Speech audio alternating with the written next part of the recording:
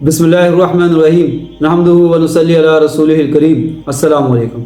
سنن ابن ماجہ میں حضرت حذیفہ بن یمان رضی اللہ تعالیٰ عنہ سے مروی ہے، جس کا مفہوم ہے کہ آپ صلی اللہ علیہ وآلہ وسلم نے فرمایا، اسلام کا اثر اس طرح ختم ہوتا چلا جائے گا جیسے کہ کپڑوں سے نشانات، حتیٰ کہ کسی کو روزہ، نماز اور عبادات کا پتہ نہ ہوگا اور نہ ہی صدقے کا۔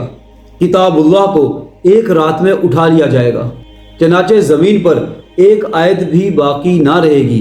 لوگوں کے بہت سے گروہ بوڑھوں اور بوڑھیوں کے ہوں گے جو کہیں گے کہ ہم نے اپنے بڑوں کو کلمہ لا الہ الا اللہ پڑھتے دیکھا تھا، اور انہیں پتہ نہ ہوگا کہ نماز، روزہ، عبادات اور صدقہ کیا ہے۔ اس پر حضرت حذیفہ رضی اللہ تعالیٰ عنہ نے 3 مرتبہ سوال کرنے کی کوشش کی کہ ایسی صورت میں کلمہ کیا فائدہ دے گا، مگر آپ صلی اللہ علیہ وآلہ وسلم نے یہی جواب دیا۔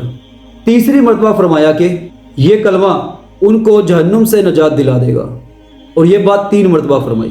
یہاں پر ایک حدیث آپ لوگوں کے سامنے رکھتا چلوں کہ مسلم شریف کی حدیث کا مفہوم ہے کہ آپ صلی اللہ علیہ وآلہ وسلم نے فرمایا، قیامت اس وقت تک قائم نہ ہوگی جب تک ایک شخص بھی اللہ اللہ کہنے والا باقی رہے، اور یہ برے لوگوں پہ قائم ہوگی۔